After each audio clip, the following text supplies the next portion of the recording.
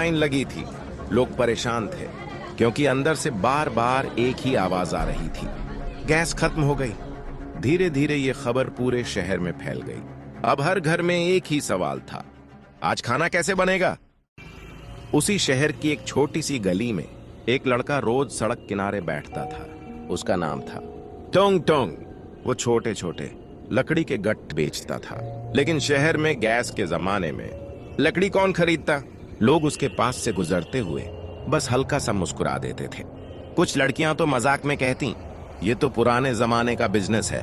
और तुंग तुंग बस चुपचाप बैठा रहता, क्योंकि पूरे दिन में कभी कभी एक दो गट्ठर बिकता था। बस शाम को जब वो घर लौटता तो उसकी माँ खांसते हुए पूछती, बेटा आज कुछ बिका।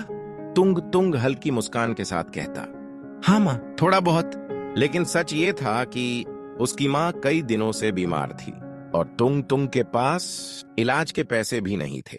फिर एक दिन अचानक शहर में बड़ी खबर आई, गैस की सप्लाई बंद हो गई। एक दिन, 2 दिन, 3 दिन, अब पूरे शहर की गैस लगभग खत्म हो चुकी थी और अब लोगों को मजबूरी में लकड़ियों से ही खाना बनाना पड़ेगा। अगली सुबह जब तुंग तुंग अपनी दुकान पर पहुंचा तो उसने देखा उसके सामने लोगों की लाइन लगी हुई है। वही लोग जो कल तक हंसते थे अब कह रहे थे, भाई जल्दी लकड़ी दे दो। कुछ ही घंटों में उसके सारे गट्ठर बिक गए और पहली बार तुंग तुंग की जेब पैसों से भर गई। तुंग तुंग ने अगले 1-2 दिन तक लगातार लकड़ी बेची और धीरे धीरे पैसे इकट्ठे करता रहा। जब पैसे पूरे हो गए तो वह तुरंत अपनी माँ को डॉक्टर के पास ले गया।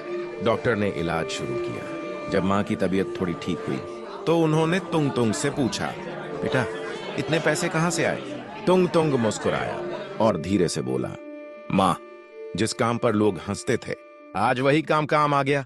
और उस दिन तुंग तुंग को एक बात समझ आ गई, कोई काम छोटा नहीं होता, बस सही समय का इंतजार होता है। सुबह शहर की एक गैस एजेंसी के सामने लंबी लाइन